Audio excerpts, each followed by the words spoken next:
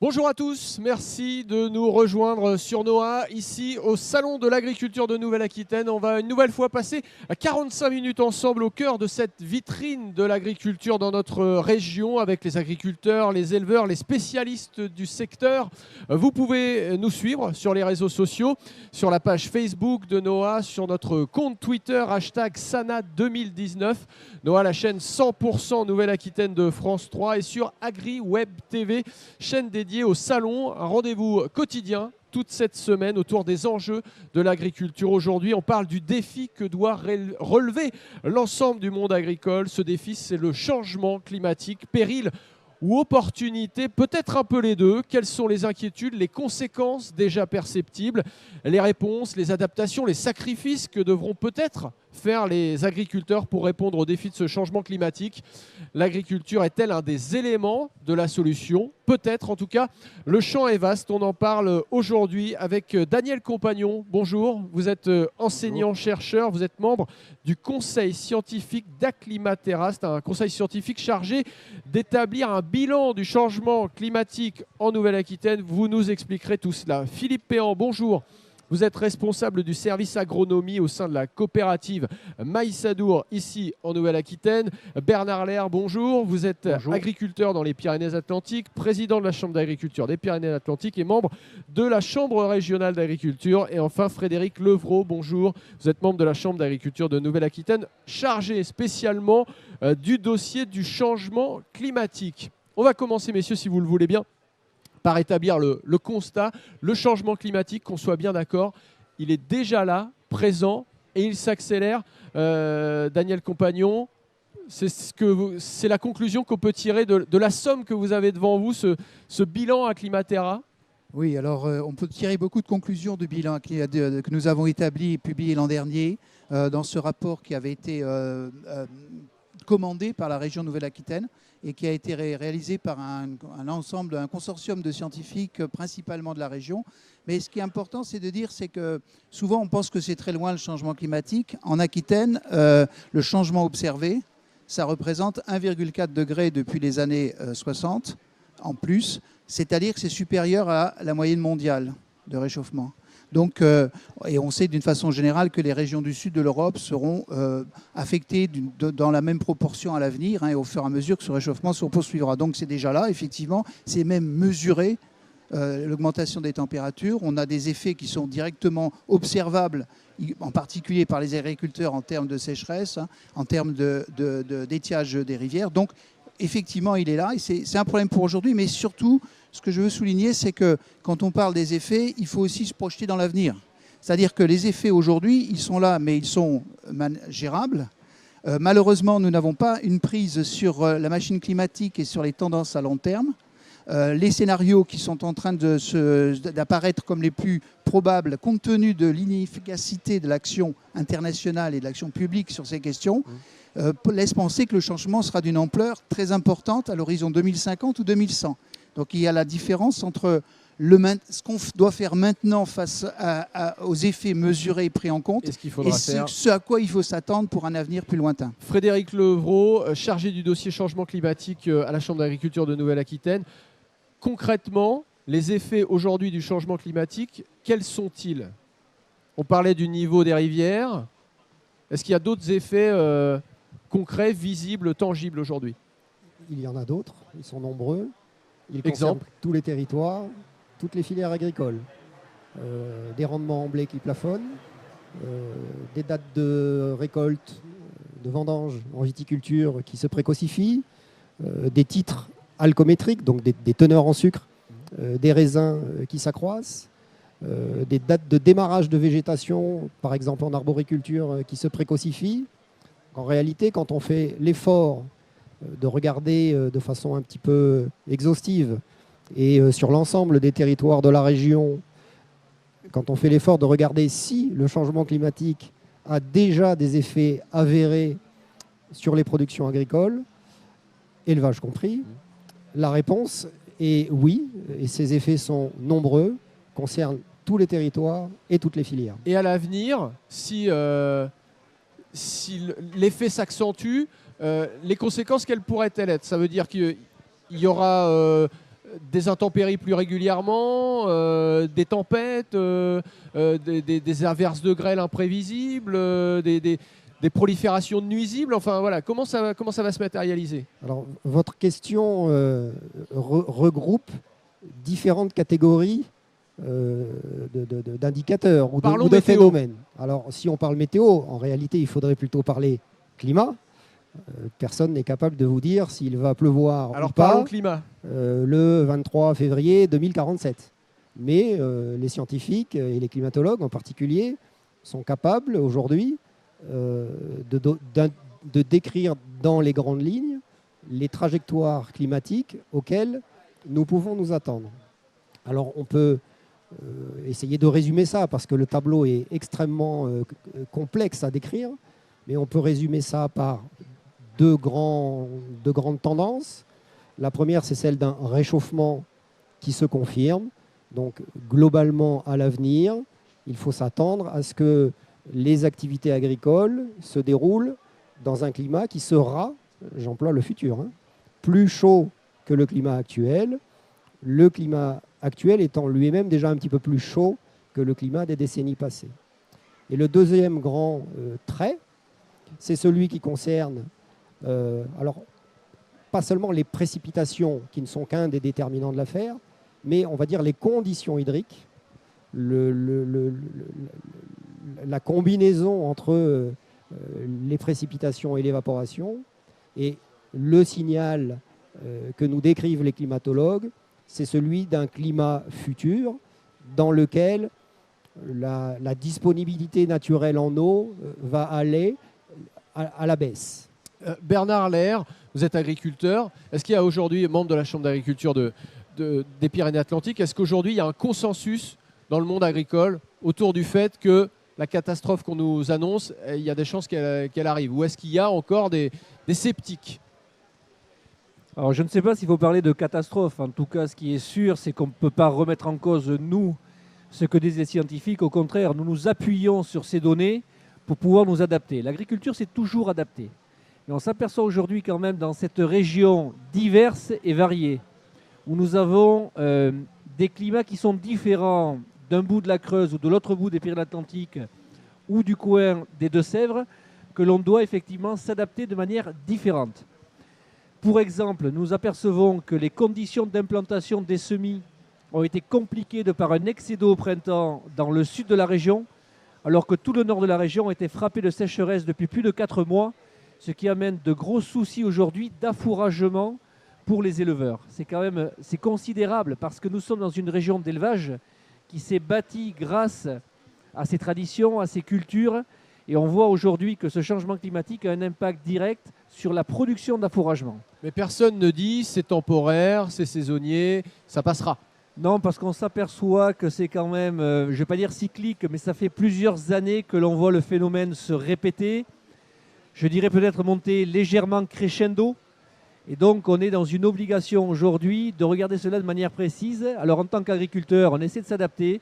Mais en tant que responsable de chambre d'agriculture, nous avons mené des actions pour travailler collectivement, que ce soit avec les coopératives, que ce soit avec les institutionnels et le monde scientifique, parce qu'on a besoin d'une démarche collective aujourd'hui pour faire face à ce changement climatique, aux besoins d'adaptation des agriculteurs et peut-être même demain à amener un phénomène d'atténuation des émissions de gaz à effet de serre. Justement, Philippe Péan, vous représentez la coopérative Maïs Adour, qui est à la fois un producteur, mais aussi un transformateur, un distributeur.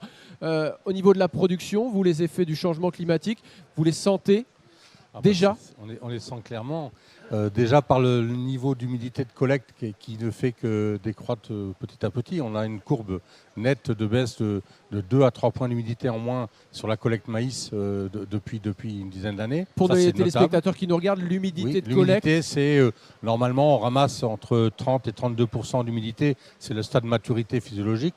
Et actuellement, on est plutôt entre du 25, 26, 27. C'est l'eau contenue dans la plante. L'eau contenue dans le grain. Et donc ça, effectivement, on constate une collecte qui annuellement se récolte un peu plus sèche. Et les dates de collecte ont tendance à s'avancer aussi. Et globalement, ça, c'est un indicateur très clair de somme de température disponible chez vous, sur la période maïs qui monte. Chez vous, les clignotants se sont mis à clignoter quand?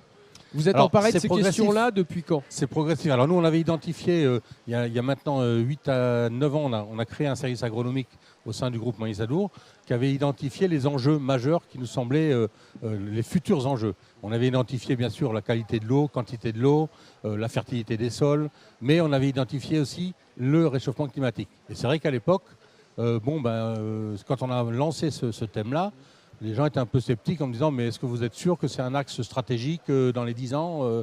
Et aujourd'hui, c'est absolument pas remis en cause. On sait que ces axes de travail sont stratégiques et on est justement en train de travailler sur tout ce qui est un pool de formation et d'accompagnement de nos agriculteurs à cette nouvelle relance agronomique qui va intégrer tout ça. Quand vous dites axe stratégique, ça veut dire question de survie?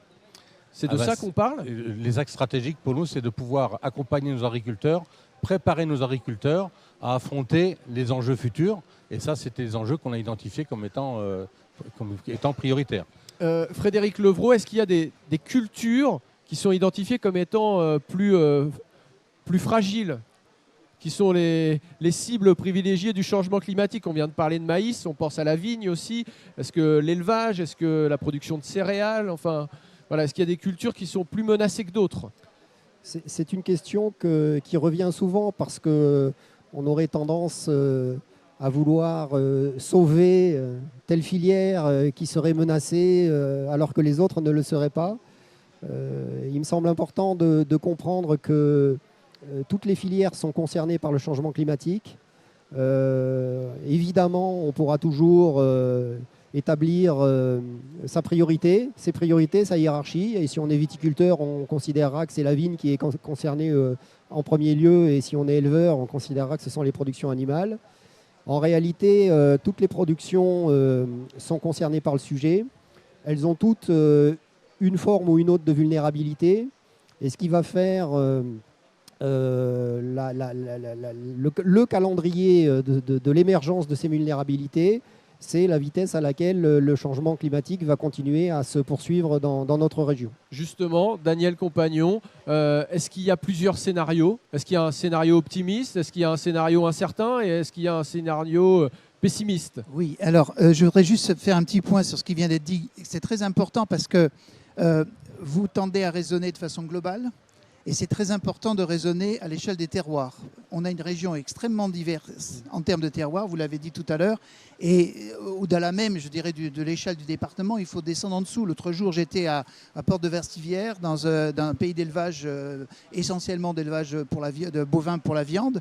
À Émoutier, ils n'ont pas de problème d'eau. Vous allez à 30 km, un peu plus sur le plateau, à Châteauneuf-la-Forêt. Et là, sur cette communauté de communes, là, il y a davantage de problèmes de ressources en eau. On est dans des territoires qui varient fortement d'un domaine à l'autre. On ne peut pas avoir une approche générale, globale. C'est intéressant ce que vous dites parce que quand on parle de changement climatique, on pense à la planète comme un oui, mais le phénomène est planétaire, global, les effets ils sont localisés.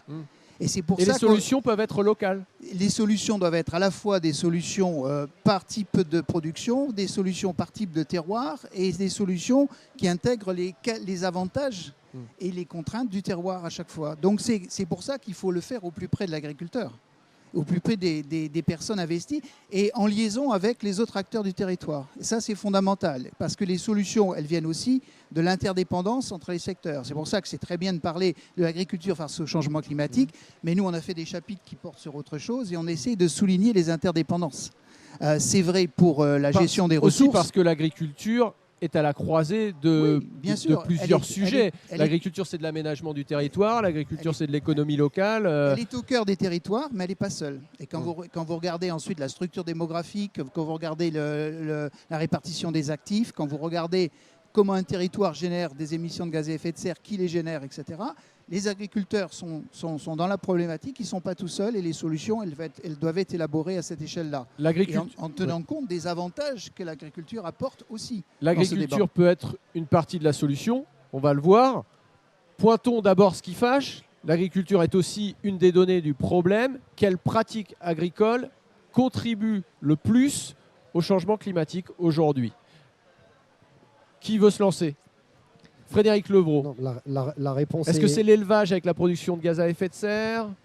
Est-ce que ce sont les produits phytosanitaires? Expliquez-nous. La réponse est connue. L'agriculture a cette particularité par rapport à d'autres secteurs d'activité, a cette particularité que ce qu'on appelle son spectre d'émissions, c'est-à-dire les gaz à effet de serre qu'elle émet, ne sont pas de même nature que dans les autres secteurs d'activité. Dans les autres secteurs d'activité, très majoritairement, le gaz à effet de serre principalement émis, c'est le CO2, qui d'ailleurs au niveau planétaire est le gaz à effet de serre qui joue le principal rôle au niveau du changement climatique. Pour ce qui est de l'agriculture, ce n'est pas propre à l'agriculture régionale, hein, ça vaut pour l'agriculture française et pour l'agriculture d'autres pays. Le CO2 ne joue qu'un rôle mineur. Les émissions de CO2 par l'agriculture n'occupent qu'une place mineure, on va dire un petit peu moins de 10% des émissions, donc ce n'est pas grand-chose. Et les deux gaz à effet de serre principaux sont le méthane, CH4, et le protoxyde d'azote, N2O, et pour lesquels les deux principaux contributeurs sont l'élevage, essentiellement pour le méthane, et le secteur des grandes cultures pour le protoxyde d'azote via l'utilisation des engrais minéraux azotés. Donc l'agriculture régionale, si elle doit se questionner sur la contribution qu'elle peut avoir à la réduction des émissions de gaz à effet de serre, peut bien sûr travailler le sujet du CO2, et elle le fait d'ailleurs, elle a même commencé par ça, mais en réalité le chantier il est sur le méthane et sur le protoxyde d'azote, donc sur les deux grands secteurs que sont l'élevage et les grandes cultures. Parlons grande culture. Monsieur Péan, une conséquence de la hausse des températures, pour vous, concrètement, ça veut dire quoi? Des rendements en moins, des parcelles, des surfaces diminuées, une impossibilité de cultiver le maïs? Non. Évidemment, la hausse des températures génère des stress hydriques et des aptitudes et des besoins en irrigation qui sont croissants. Mais c'est vrai qu'on a aussi des parcellaires. Plus d'eau pour que le maïs pousse. C'est-à-dire que là, la demande climatique et par la culture elle-même est augmentée, que ce soit quelle que soit la culture. Ça augmente la demande climatique. Donc à partir de là, il y a des zones de production. Nous, on a à peu près la moitié de nos surfaces qui sont non irriguées, où les aléas climatiques et thermiques génèrent une rentabilité de la culture qui est mise à mal certaines années. Donc l'introduction de nouvelles cultures, pour nous, comme le tournesol, apporte des fois des réponses concrètes, mais on sait qu'il y a certaines terres qui vont être en difficulté sur le plan économique, parce qu'en fait, c'est la clé de voûte aujourd'hui. Les agriculteurs et les exploitations du Sud ont des soucis de trésorerie immédiate, vu les cours des céréales aujourd'hui. Donc c'est vrai qu'on a des zones de production qui sont sensibles aujourd'hui sur le plan économique, quoi. Ça veut dire forcément que l'eau est un enjeu majeur dans la question du changement climatique. Enjeu majeur, évidemment. Peut-être juste avant d'aborder l'élément de l'eau, un petit complément à ce qu'a dit Frédéric Levrault. Sur les émissions de gaz à effet de serre qui sont concernées ou qui concernent l'agriculture, nous avons effectivement le CO2, le protoxyde d'azote et le méthane. Le CO2 à moindre mesure. Mais ce dont on ne parle pas assez, c'est que l'agriculture aujourd'hui, de par ses surfaces culturales, sont un formidable puits de carbone. Et c'est là tout l'enjeu de capter ce carbone. Si demain nous avions effectivement une diminution des surfaces culturales, une partie reboisée, une certaine déprise de l'agriculture, on sait que la captation par un hectare de forêt est moins importante que par un hectare de culture, parce qu'il y a une densité beaucoup plus forte. Ça veut dire que finalement, les grandes cultures sont un élément du problème, mais aussi un élément de la solution? Alors, je vais être plus optimiste que cela. On a fait une étude au niveau d'exploitation témoin, au niveau des chambres départementales, et on s'aperçoit que sur les exploitations céréalières, le bilan carbone est positif en matière de captation. Nous avons d'ailleurs une ferme référence en Charente, celle de M. Dagneau, qui est le président de la Chambre d'agriculture de Charente, et qui montre sur son exploitation de 160 hectares de céréales qu'il capte net 2188 tonnes de CO2 par an. Alors qu'il en produit? Alors, c'est le bilan. Ouais. Ça veut dire que il capte. Oui, c'est le ratio en fait. C'est un ratio bénéficiaire de 2188 tonnes. C'est extraordinaire. Oui. Daniel Compagnon, sur cette question des grandes cultures.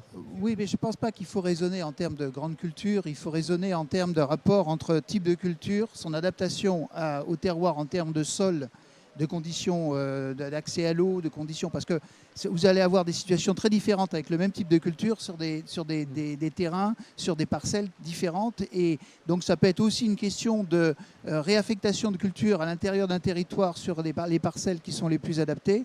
Ça peut être aussi une question de diversifier des productions qui ont été localement trop homogénéisées, si vous voulez, alors que toutes les parcelles s'y prêtaient pas. Donc c'est une gestion assez fine qui peut être faite qu'à l'échelle d'exploitation ou d'organismes de regroupement agricole, de concertation agricole locale. Mais ce qui est important, c'est que, quand même, je voudrais corriger, c'est que il y a quand même les prairies humides qui jouent un rôle très important, et donc on a des milieux agricoles qui ont à la fois une capacité à capter du CO2, comme vous le disiez à l'instant, mais aussi à retenir l'eau. Quand on regarde, il faut regarder tous les services écosystémiques qui sont fournis par un milieu agricole, il faut regarder tous les co-bénéfices qu'on en retire. C'est encore une fois, c'est ce que je disais tout à l'heure, ne regardons pas seulement la filière, la culture, la technique mise en œuvre, regardons l'ensemble des facteurs et comment ils se combinent de façon positive sur un territoire. Mais cette gestion fine aujourd'hui des cultures par rapport à leur milieu, elle n'est pas déjà faite? C'est pas déjà le cas? Il y a encore des cultures qui ne sont pas adaptées à leur milieu et qu'on maintient? Frédéric Levrault? Elles le sont nécessairement, sinon elles ne seraient pas là où elles poussent, pour parler des cultures. Après, on peut effectivement avoir des points de vue différents sur le bien fondé, la légitimité, l'intérêt de telle ou telle filière dans tel ou tel territoire. Ce qui me semble important pour le périmètre régional et pour l'agriculture dans le périmètre régional, c'est que l'ensemble des acteurs du monde agricole sachent et comprennent en quoi l'agriculture contribue aux émissions actuelles de la région, de l'ensemble des acteurs économiques de la région. La région Nouvelle-Aquitaine, c'est 10% des émissions françaises de gaz à effet de serre, un dixième. Pour la plus grande région agricole de France. Oui, mais ce n'est pas la surface qui fait les émissions en changement climatique. Donc, que l'agriculture comprenne quel rôle elle joue sur la question des émissions parmi l'ensemble des acteurs économiques, socio-économiques de la région, et, comme l'a dit à l'instant Bernard Leyer, quel rôle elle peut jouer sur la question du stockage de carbone. Et c'est vrai que l'agriculture est un des rares, si ce n'est le seul, secteur d'activité qui a cette possibilité d'accroître de façon assez importante ses possibilités de stockage. Et donc, le ticket gagnant, c'est bien sûr les deux, la combinaison des deux, c'est-à-dire la réduction des émissions d'un côté et l'accroissement du stockage de l'autre, et auquel cas, l'agriculture deviendrait un acteur tout à fait précieux et apprécié, j'imagine, de l'action qui est mise en place actuellement en région pour essayer de contribuer à la lutte contre le changement climatique. Quand vous soulignez ce chiffre de 10% de production de gaz à effet de serre, ça veut dire que vous trouvez qu'on en fait trop porter sur les épaules du monde agricole? Ou est-ce que c'est beaucoup? Non, qu'on se fasse un ordre d'idée. Pour vous, l'agriculture doit participer aux évolutions, ou alors la région Nouvelle-Aquitaine, l'ensemble des acteurs économiques de Nouvelle-Aquitaine représente 10% des émissions françaises. Et dans ce 10%, on a un petit tiers, un gros quart, un petit tiers, qui est représenté par l'activité agricole. C'est un petit tiers des émissions régionales. Et c'est lié au fait qu'en Nouvelle-Aquitaine, l'agriculture occupe une place proportionnellement plus importante que dans d'autres régions, dans lesquelles ce sera par exemple l'industrie qui va avoir une place plus importante. Un mot sur la gestion de l'eau, ça va devenir un enjeu essentiel. Comment on fait pour développer une agriculture climato-intelligente, et comment on fait pour avoir une meilleure gestion de l'eau si demain on se retrouve dans une situation de quasi-pénurie et qu'il faut faire des choix? Philippe Péan, vous avez sans doute déjà réfléchi à la question, vu que la production essentielle de maïs adour, c'est le maïs, et qu'on le sait tous, le maïs, c'est une production très gourmande en eau. Comme je vous disais, donc, nous on travaille sur des outils et des services aujourd'hui qui permettent d'accompagner les irrigants. et d'améliorer l'efficience de l'eau, d'avoir un pilotage de l'irrigation et pour que la moindre goutte d'eau soit efficiente. Hein. Donc ça, c'est tout le travail qui est fait en accompagnement, conseil et accompagnement de recherche. Il y a un travail de recherche qui est fait, hein, puisque nous, on a un service, Innovation Service, qui travaille justement avec des services climato et des spécialistes des stations météo virtuelles et qui peut nous permettre, avec des modélisations actuelles, de sortir des outils et des services qui sont parfaitement adaptés à l'accompagnement et au pilotage pour améliorer l'efficience. Il y a aussi la génétique. Oui. Il y a toute la partie génétique qui est importante, hein, puisque la génétique aujourd'hui nous permet d'améliorer l'efficience et d'avoir un rendement en augmentation avec des quantités d'eau similaires. On a des stations de recherche qu'on a développées dans les pays qui sont beaucoup plus stressants sur le plan thermique et hydrique, comme la Roumanie, qui nous permettent d'évaluer et d'avoir un pool génétique qui est plus apte à encaisser ces stress et ces aléas. Donc ça, c'est un travail de longue haleine, hein, on sait, mais qui est une voie assez intéressante dans le futur. Travail de longue haleine, on ne sait pas quand les résultats tomberont, mais là, il y a urgence. Est-ce que vous pensez avoir des résultats à un horizon 10, 15, 20 ans? Non, mais cet axe de travail au niveau des stations recherche de tous les semenciers français est évidemment prioritaire depuis plusieurs années. Et ça fait déjà pratiquement une dizaine d'années qu'on travaille ce sujet-là. Et on a des variétés aujourd'hui qui sortent avec des labels aqua, des labels de meilleure performance en situation stressante au niveau hydrique. Donc ça, c'est un axe. Question, y a-t-il des productions qui vont devoir être abandonnées? Et surtout, est-ce qu'il va falloir faire venir de nouvelles cultures? Est-ce qu'il va falloir développer de nouvelles cultures, un nouveau modèle agricole autour de plantes cultivées dans les pays du Sud qui, vu le réchauffement climatique, du coup, s'acclimatent très bien chez nous? Alors, juste une minute. Oui. On a un observatoire justement qui s'appelle des Visiocrop qui a pour objectif de travailler des nouvelles cultures sur un programme de 3 à 5 ans. Alors, exemple de nouvelles cultures. Là, pour nous, c'est nouveau dans le Sud-Ouest. Pour d'autres, ça va être des cultures nouvelles, mais on teste des cultures comme le teff, des cultures comme le kia, il y a également la lentille, il y a également le pois chiche. Il y a plein de cultures qui sont testées chez nous pour voir si dans nos conditions pédoclimatiques, on sera compétitif pour pouvoir travailler ces cultures-là et apporter des possibilités. Il y en a d'autres aussi qui sont aujourd'hui qui sont testées dans notre périmètre d'expérimentation. Daniel Compagnon sur cette Oui, question. alors ce que je voulais dire d'abord, c'est que la question de tout le maïs, par exemple, dans la région n'est pas du maïs irrigué. Donc il ne faut pas non plus généraliser et focaliser sur un type de produit. Il y aura peut-être des terroirs où il faudra abandonner le maïs irrigué parce que la contrainte sur la ressource en eau sera telle que ça ne sera pas possible, malgré les améliorations dont on vient de parler.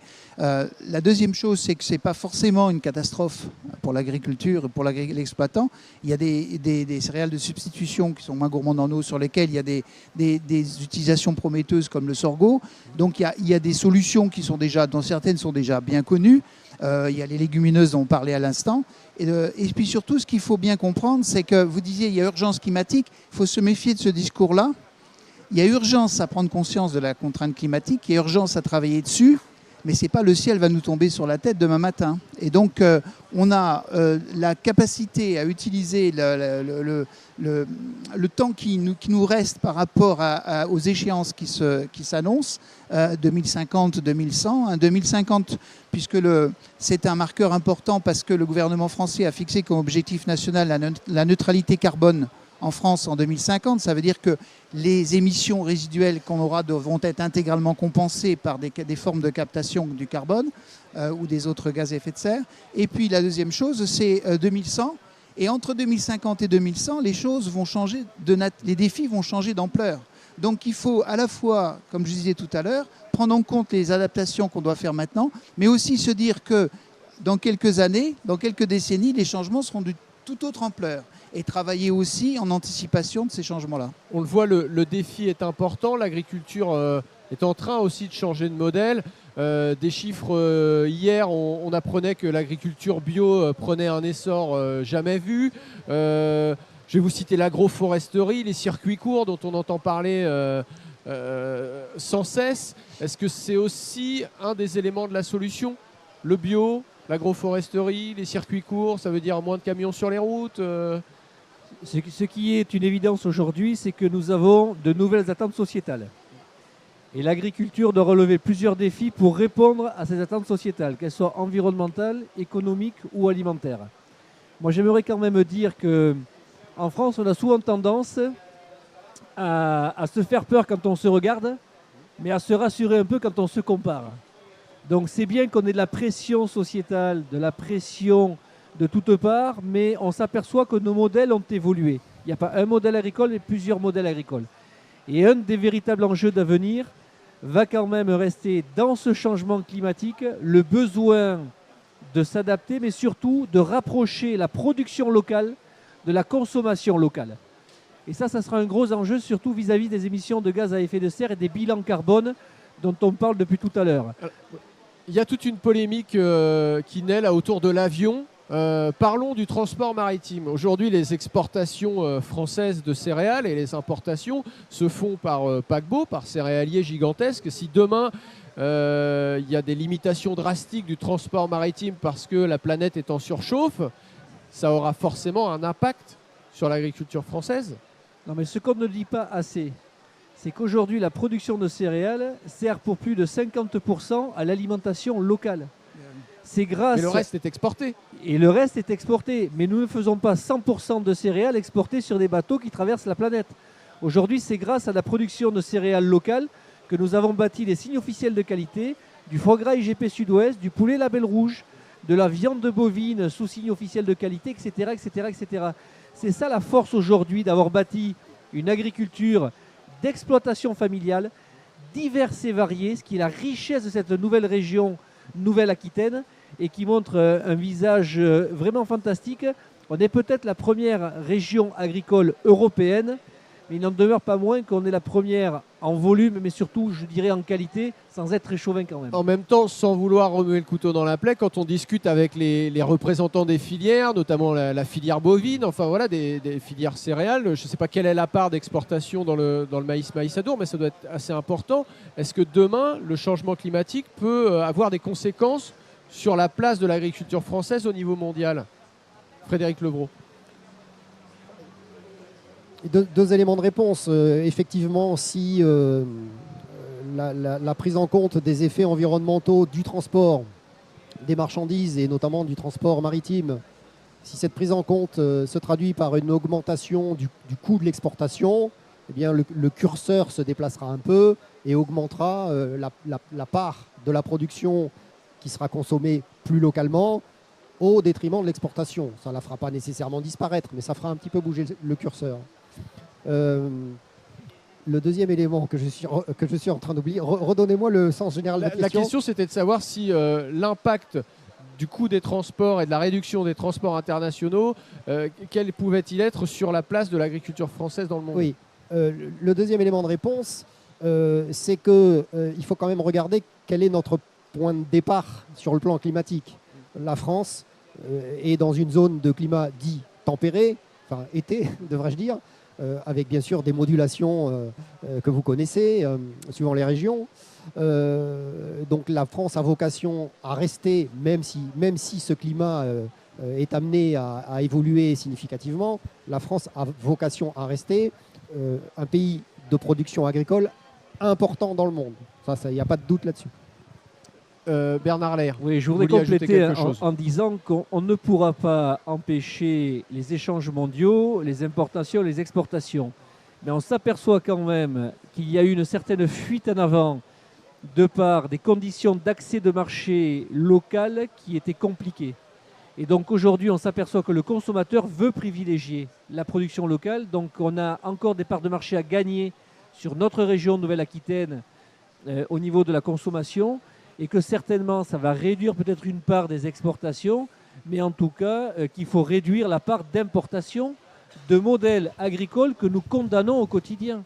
Nous développons des modèles agricoles que vous avez énoncés tout à l'heure, des circuits les moins longs possibles, de l'agriculture biologique, de l'agriculture raisonnée, en conventionnel. Ces agricultures-là qui sont aujourd'hui tracées, lisibles, reconnues, qui rassurent le consommateur, doivent permettre de se développer, de gagner des parts de marché locales. Et on a encore de la marge de manœuvre à ce niveau-là. Est-ce que, Philippe Péan, on se bat avec les mêmes arbres que nos concurrents dans la compétition internationale face aux défis du changement climatique? Je dirais que nous, localement, on a des filières de qualité qui sont tracées, qui globalement aussi assurent une qualité sanitaire finale. En maïs, on voit c'est important d'avoir des produits qui sont bien stockés, qui sont collectés au bon moment. Et donc tout ça, c'est un faire-valoir qu'on a en permanence. Et on a une qualité, et contractuellement, on peut avoir des relations avec nos clients de par cette qualité de production qui est vraiment qui est reconnue. Et ça, c'est pas le cas partout ailleurs. Ça veut dire Non. que ces inégalités, Non. elles seront renforcées. C'est pour ça que je suis d'accord avec dans monsieur, le contexte du changement climatique. On a vraiment des choses à faire valoir de traçabilité, de qualité sanitaire finale que beaucoup de gens, enfin de pays n'ont pas. Daniel Compagnon, il y a des grosses disparités nord-sud sur les conséquences du changement climatique? Oui, il y a des différences importantes d'impact selon les régions du monde et selon les latitudes. Ce qui est compliqué, c'est que les modèles climatiques tels qu'ils existent aujourd'hui ont si vous voulez, on a une échelle assez large et on est mal équipé scientifiquement pour prévoir les impacts à des échelles micro. Sur des petits territoires. Ce qu'on sait aussi, c'est qu'il y a un certain nombre de pays du Sud qui seront peu en mesure d'assurer dans des bonnes conditions leur autonomie alimentaire. Donc il y aura peut-être encore des circulations. Ce qui est certain aussi, c'est qu'on va forcément vers une prise en compte du contenu carbone du transport international et ça aura un impact forcément sur les filières, sur les prix. Et c'est pour ça que je suis d'accord qu'il faut vraiment jouer la carte d'abord de la consommation française et européenne. Et n'oublions pas que les circuits courts, c'est aussi un enjeu en termes de revenus agricoles. Et que ce qui est important, c'est une agriculture qui s'adapte au changement climatique, mais aussi qui fournisse à l'agriculteur des conditions de vie améliorées, pour que à la fois l'agriculteur et le consommateur et l'environnement soient gagnants. Donc je pense que c'est la nécessité de cette réflexion intégrée. Les échanges internationaux, au-delà d'un horizon d'une vingtaine d'années, on a très peu de visibilité dessus. Je pense qu'il faut pas trop spéculer là-dessus. L'agriculture qui exporte, elle s'adaptera en fonction des produits qu'on pourra exporter et s'il y aura des substitutions de culture. L'important est vraiment qu'on prenne en compte dans les solutions qu'on adopte tous ces co-bénéfices, y compris l'impact sur la biodiversité par exemple, qui renvoie à la question des types de pratiques agricoles, des types de la réimplantation des haies, l'agroforesterie a un intérêt du point de vue de la protection de la biodiversité, laquelle renchérit sur la capacité de l'agriculture à s'adapter au changement climatique. Tout ça fait système. Frédéric Lebon. Oui, un complément de réponse sur votre question. Est-ce que la France est plus avantagée ou plus handicapée par rapport à d'autres pays et la région en particulier? Je pense qu'on a quand même un atout qu'il ne faut pas sous-estimer, c'est qu'on a, alors je ne veux pas dresser un tableau trop optimiste, hein, les évolutions attendues sont quand même inquiétantes dans une certaine mesure, les évolutions climatiques. Un peu d'optimisme ne fait jamais de mal. Mais un peu d'optimisme ne fait jamais de mal. Et il faut quand même prendre conscience que dans notre pays et dans notre région en particulier, on a accès à un niveau de connaissance extrêmement riche sur le sujet, grâce aux travaux qui ont été menés par les scientifiques. On a noué avec ces mêmes scientifiques des partenariats qui nous ont permis de développer des outils de monitoring du changement climatique en région. Aujourd'hui, n'importe quel agriculteur, n'importe quel éleveur de la région peut savoir ce qui se passe sur un plan climatique et agricole dans son département grâce à un outil qui a été développé sur le périmètre régional. Et n'importe quel conseiller, par exemple de chambre d'agriculture, peut, en utilisant des projections climatiques, analyser les principales vulnérabilités des cultures ou des productions animales sur lesquelles lui-même travaille ou elle-même travaille. Donc ces atouts-là, il ne faut pas les négliger. On n'avance pas du tout à l'aveugle. Certes, il peut y avoir des divergences entre acteurs sur la vision de demain de l'agriculture, mais il y a quand même une connaissance extrêmement riche des évolutions, de leurs effets, des voies d'adaptation, des leviers d'atténuation. Donc je dirais que le challenge, il est surtout sur notre capacité collectivement à être plutôt dans la concertation et dans la discussion, plutôt que dans le conflit et dans l'opposition sur les actions à mettre en œuvre. Daniel Compagnon, la connaissance, elle se nourrit de la recherche. Est-ce qu'aujourd'hui, la recherche a les moyens de ses ambitions pour répondre aux défis climatiques ? Vous savez, la recherche publique a des soucis de financement, comme d'autres secteurs de l'action publique d'ailleurs. Mais là, il y a un vrai sujet. Ah oui, mais il y a un potentiel de recherche énorme en France. On a quand même, à travers les équipes de l'INRA et de d'autres institutions, on a des gens qui sont quand même tout à fait pertinents sur ces sujets-là, par rapport à bien d'autres pays, comme on le disait tout à l'heure. Donc on a un énorme potentiel. La difficulté est parfois d'arriver à faire communiquer les besoins du secteur en termes de recherche avec les programmes des chercheurs. On n'est pas toujours dans les mêmes temporalités non plus. Et ce qui est important, c'est d'éviter de se focaliser sur uniquement des solutions techniques. Vous parliez de smart agriculture tout à l'heure, l'agriculture intelligente. Bon, c'est un truc, quelque chose à la mode, il faut se méfier des modes. Il y a déjà beaucoup de pratiques intelligentes et puis il y en a d'autres qui le sont moins. Il y a déjà beaucoup de solutions techniques qui sont viables et d'autres qui ne le sont pas parce que justement il y a plusieurs paramètres à prendre ensemble en question. Il faut se méfier de ce qui est présenté comme la solution magique tout à coup. L'innovation, c'est parfois du bon sens. Oui, d'ailleurs, et du bon sens. Et surtout, moi, ce qui me frappe quand on accompagne un certain nombre de territoires dans l'élaboration de leur PCAET, PCAET, pour nos téléspectateurs. Plans climat, air, énergie territoriaux, qui sont en fait pour les petits territoires une opportunité d'essayer de réfléchir à leur avenir, à la fois économique, environnemental, climatique et aussi en termes de pollution diverse, etc. Donc c'est un outil intéressant, et c'est très intéressant de voir que les agriculteurs qui participent à l'élaboration de ces plans dans les ateliers, ils ont une approche très pragmatique et souvent très, très, très, très conquête des sujets. Et là, on a une échelle où il est assez aisé et assez intéressant de faire négocier tous les acteurs d'un territoire. Deux questions en une. On sort des élections européennes. Est-ce que l'Europe peut être une solution, ou en tout cas un cadre suffisant et pertinent? Et est-ce que le politique doit s'emparer de ces questions-là, selon vous, ou est-ce qu'il faut laisser les acteurs de terrain au plus près des territoires adapter les solutions?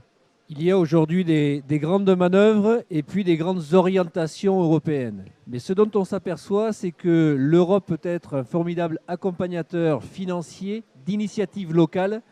Et on voit aujourd'hui fleurir des milliers de projets qui répondent à des appels à projets nationaux ou régionaux et qui permettent effectivement de fourmiller et de créer des nouvelles technologies, des nouvelles adaptations culturelles. Encore hier soir, j'étais à un projet de développement et d'innovation. On voit des entreprises privées qui ont des idées à ne plus savoir qu'en faire. Il faut arriver à canaliser par famille de projets toutes ces entreprises pour que collectivement, on puisse avoir cette émulation et ce développement. Moi, je crois beaucoup à des choses simples d'adaptation, comme aux plus fortes technologies, que ce soit dans le digital, le numérique ou la robotique. Et en ce sens, on a des marges de progrès, mais surtout de formidables enjeux pour s'adapter, pour que l'agriculture soit vraiment dans la modernité de demain. Et le deuxième élément que l'on a effleuré très rapidement tout à l'heure, c'est celui quand même de l'enjeu de l'eau. Je vais y revenir pour dire que même si aujourd'hui on est un peu annexé, on aura besoin demain, étant donné qu'il y a des excès pluviométriques à certaines périodes et de la pénurie à certaines périodes, besoin vraiment de stocker plus d'eau lorsque c'est un excédent, pour l'utiliser lorsque c'est en période déficitaire, que ce soit pour l'agriculture, l'industrie, mais aussi pour la consommation humaine. Et je tiens à dire que si nous ne faisons rien actuellement, il va manquer 1,5 milliard de mètres cubes d'eau pour la ville de Toulouse d'ici 2050. Sur cette question du rôle du politique, aujourd'hui, si les acteurs de terrain ne prennent pas les choses en main, le politique le fera pour eux. Philippe Péan? Le tout, c'est d'avoir une vision pour ça, d'être actif, d'être proactif. Et donc aujourd'hui, il y a des projets qui se mettent en place. Les projets de territoire qui sont demandés par le gouvernement, on y assiste, on est présent. On a l'agriculture, les agriculteurs sont présents, les distributeurs sont présents, les chambres d'agriculteurs sont présents aussi pour faire passer justement nos enjeux et je dirais la vocation nourricière de l'agriculture, la remettre en avant. Hein.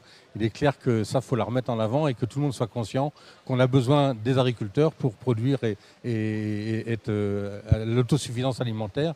Ça, c'est une priorité. C'est une priorité. Merci, ce sera le mot de la fin. Merci à tous d'avoir participé à cette émission. Rendez-vous demain sur NOAA, sur AgriWeb TV. Rendez-vous demain 11h15. Nous évoquerons cette question, devenir agriculteur.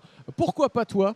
Question essentielle du renouvellement de génération, de la formation et de la transmission des exploitations agricoles. Bonne journée, à demain.